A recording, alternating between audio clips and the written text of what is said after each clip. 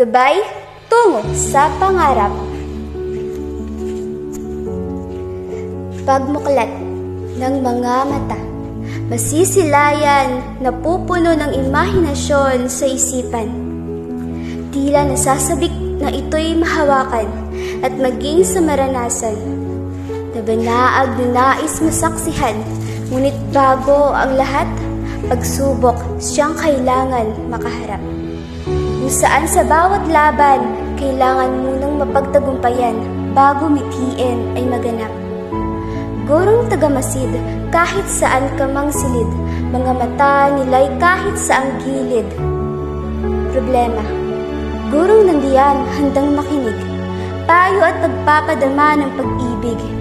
Numbay, sila'y nagbigay pag-asa at muling nagpuno ng lakas. Lungkot, binara ang bangungot na nagbigay takot, ngayon pinalakas hanggang sa nakatakas. Tinuruan at pinatibay, ngayon tutunang maunawaan ng buhay. Nagpapatuloy sapagkat merong sumusubaybay, gurong umaalalay. Di magawa isang bagay kung walang gurong sumabay.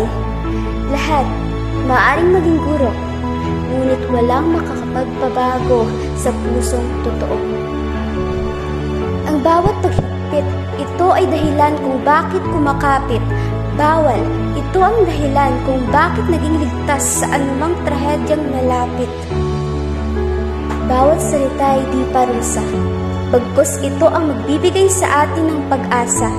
Naway bawat ginagawa pahalagahan at maging masaya na meron tayong sila na kailanman makakatulong kahit maging mag-isa. Guro, 4 na letra, ngunit kabutihan nito'y di na mabilang, mapamana ang bawat nalaman. Tahanan na nagbigay kalakasan. Ang pangarap mo, pangarap rin nila, na balang araw na nais mo maranasan at maisigaw ang kaligayahan na hindi mapapantayan. Guro, maraming salamat. Naway maging karapat-dapat sa inyong isiniwalat. Maraming na ang kanilang nagawa. Lahat ay nakakamangha.